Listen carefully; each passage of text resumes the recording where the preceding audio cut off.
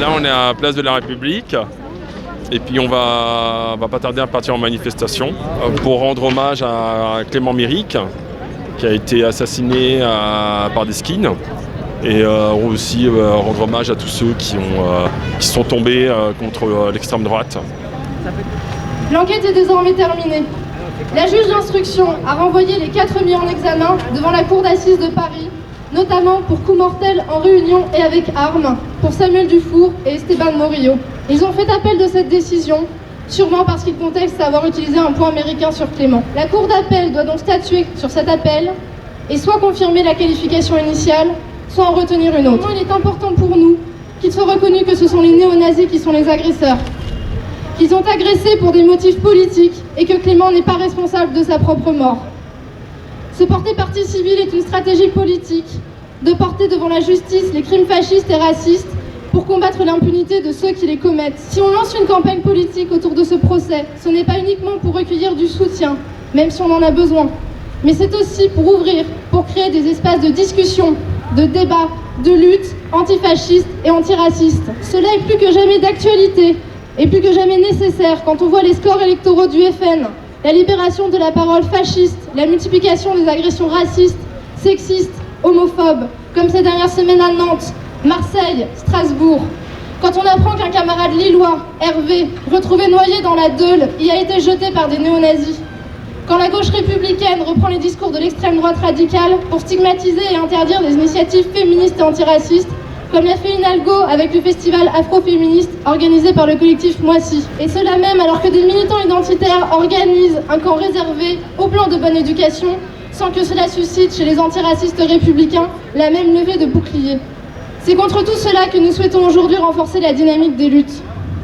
Antifascisme, antiracisme, antisexisme, antispécisme, lutte contre toute forme d'oppression afin de vivre dans une société plus juste, voilà ce pourquoi Clément vivait. Se souvenir, c'est lutter, et c'est le meilleur hommage que nous puissions lui rendre. Clément vivra, toujours dans nos combats. Aujourd'hui, comme hier, comme demain, le souvenir de Clément nous pousse, nous oblige, nous donne la force de continuer. Nous n'oublierons pas, nous ne pardonnerons pas. Aujourd'hui, comme hier, comme demain, l'extrême droite est un danger mortel, et ce sont nos luttes qui la détruiront.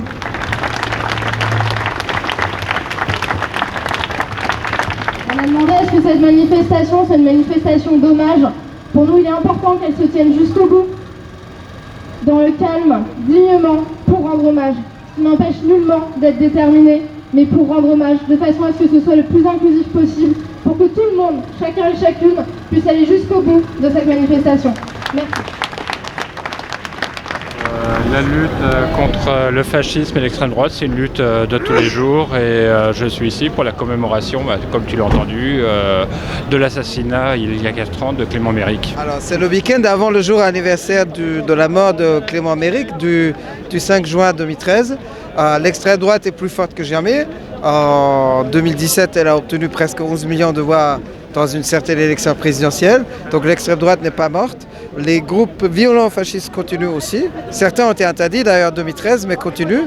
Par exemple, Alexandre Gabriac de Jeunesse Nationaliste et Yvan Benedetti de l'œuvre française ont vu leur groupe interdit, mais ils continuent.